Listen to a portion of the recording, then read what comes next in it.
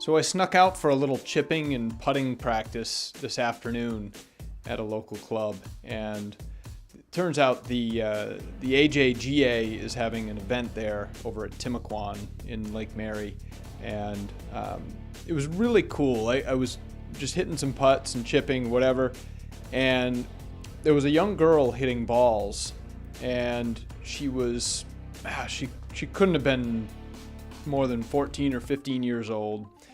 And I'd never seen this before, but she was hitting golf balls, and sort of in between sessions, like every 5 or 6 balls, she would pick up a jump rope, and she started jumping rope, and you could tell she had done it a lot. She was really good at it, but working on her fitness as she was working on her game, it was a really cool thing to see, and it just shows where the game is going and what these kids are putting in, and how good they're going to be and how fit they're going to be when they get older and get into the professional ranks. But it brought me back to a conversation towards the tail end of my conversation with Craig Kotilinek last week, and we got talking about sports injuries and fitness and injury prevention and recovery, things like that. And he's had a ton of injuries in his lifetime. I've had a few. I've been pretty lucky, but I think it's a pretty helpful conversation, and I hope you guys enjoy it. It's all about injury prevention and physical fitness, and hopefully, I could use a little renewed attention on that, and maybe that'll be the Kickstarter for me, and hope it's the same for you. Thanks, guys. This is the Golf Essentials Podcast with Casey Borg. So the other thing I wanted to talk to you about a little bit was, because this has been a long road for me as well, much longer than the yips thing. That was kind of a quick bump in the road compared to this, is injury recovery. Or prevention, hopefully prevention, but nobody prevents. Everybody just recovers after it happens. Yeah. So a little bit of my background here, I've broken more bones / torn more ligaments and tendons than most families. It's just crazy. When I was growing up, I just loved extreme sports and just lived pretty rough. And so I'm paying for it, and I have to kind of pay back that time. Everybody's got to pay the piper on that stuff. And so one of the most debilitating things I've had was I had this massive pain in my left knee. And I mean, it would happen when I golfed. It would happen when I played tennis. I mean, I couldn't even play tennis at that point. It would happen when I walked. I mean, it was just brutal. It was bad. And it was one of those things that, if you have a muscle soreness or something like that, you're like, all right, cool, we'll work it out. It'll be fine. Let's walk it off. It was one of those things you could tell was very wrong. And so it originally came from, I was dirt biking and I broke my femur. But the key to this is that I broke it on my right side. So I was like, well, how can that possibly relate to my left side? Well, it makes a world of difference to know this. So when you break your femur, they have to cut through your hip to put in a rod through your bone marrow. And this fucking miracle of science means that you can literally walk like the next day. It's crazy. Wow. After you broke the biggest bone in your body. It's insane. Wow. But it also means that they have to take it out again too. And so they cut through that twice, which means all that muscle, all that stuff, all that scar tissue is compounded. And like a year apart or something? I forget how long, but because I've also had a lot of concussions.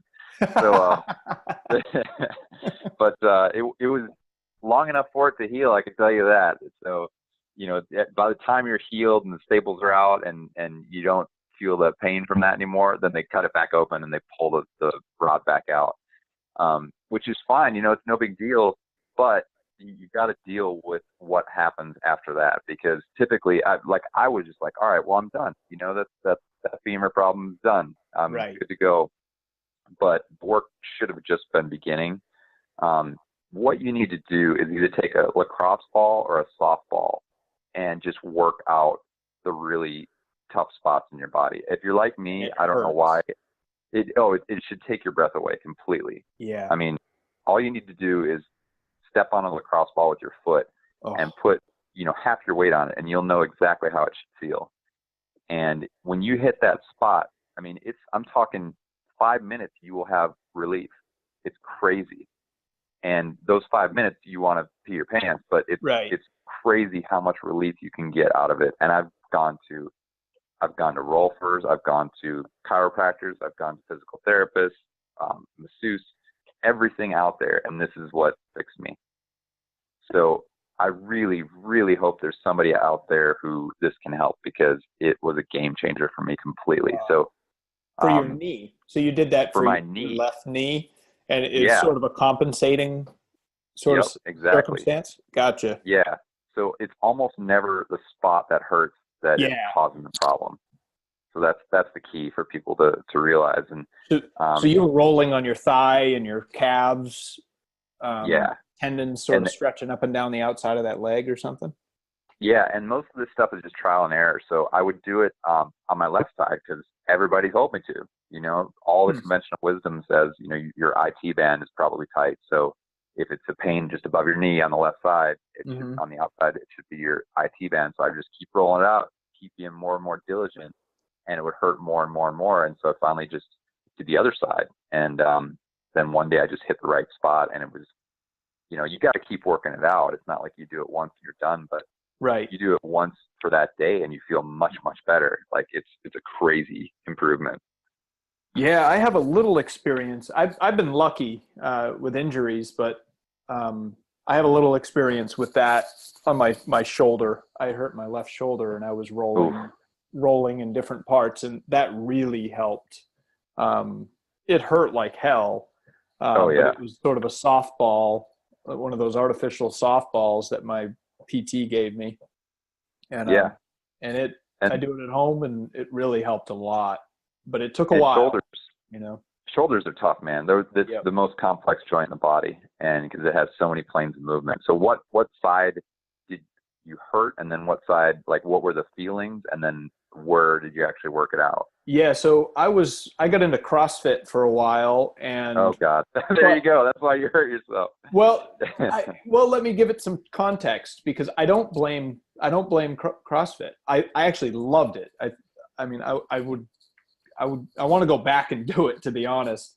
But I slipped on a wet basketball court, fell awkwardly, sort of hurt my wrist and tweaked my arm a little bit. And then I started CrossFit, and 2 or 3 months later, it just slowly, like, I'm talking week to week, it got 3% worse each week. You know what I mean?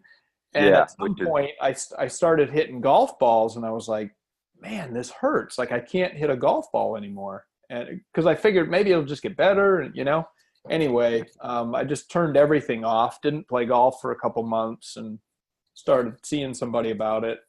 But yeah, I forget all the scientific diagnoses, but I was rolling back around my shoulder blade. Like, I'd lay on my back on top of this ball, and shoulder blade, and like if you're doing a lift where your forearms are vertical and you're like lifting a bar straight up and down, my range of motion with my shoulder, I couldn't get my left forearm would be leaning forward like 30 degrees, and that's as far as I could get it. I couldn't get it vertical.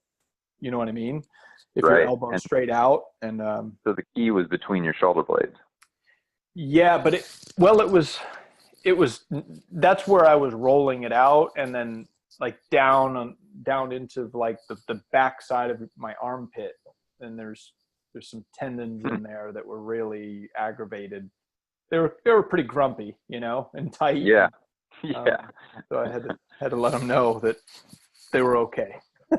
Yeah. And that's another part about this is inflammation is going to make a difference on this stuff, but it's not the game changer. The game changer is actually fixing the problem. So inflammation will help prevent injury, or anti-inflammation, I should say. So more like a Mediterranean diet, something like that. Fewer burgers, fewer pizzas, that sort of thing. Which sucks. It helps for sure. It makes a big difference, but it doesn't fix it. It will hopefully help you prevent injury, and it will make the injured part feel a little bit better that day, but it will not fix it. Right. Yeah, and I'm not a pill pumping guy, so I'd rather sort of weather the pain a little bit. And Yeah. I love initially, I oxy, think so I just picked up. anti-inflammatories can help. Uh-huh. Just that when the bulk of the inflammation, ice, and then maybe a naproxen or something. But I don't do that very long, a day or two, and that's about it. And then it's just ice and work, I think, to get it done. Yep, exactly.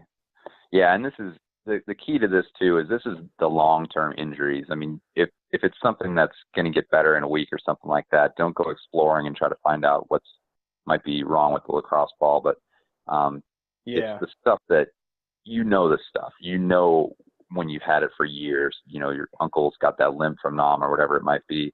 That might be something, completely different. But you got that old soccer injury and it's always hurting you a little bit. It's like you need to get on it and try to fix it, because you probably can. People will probably tell you can't, which is a crazy thing, but you can. Yeah. And then the other thing too is, like, if you don't know where to hit it, because a lot of the like PTs and things like that won't tell you, or don't know. They'll just tell you to do like soup can exercises. But if you don't know where to hit it, just start going. Just try to figure out what hurts. You can even kind of explore with your thumb or something and just kind of figure out where it hurts, and you can tell right away. And it's typically on the opposite side, and then work on that part and see how you feel the next day. Don't work your whole side out. Work out one little spot and see how you feel. Yeah, I love that. To be able to target it, see if it sort of brought any benefit, and then when you're onto something, then you deploy patience, right? You do it over and over again and give it time. Which is but and just always go for results. Don't listen to conventional wisdom or anything like that. Just go for what works for you for anything. That's such a good maxim for life, I think. Yep. Love that. Hey, if you haven't subscribed to the Golf Essentials podcast, it'd be super cool if you did. If you really like the stuff, please share it with your buddies. I would really, really appreciate it. Thanks, guys.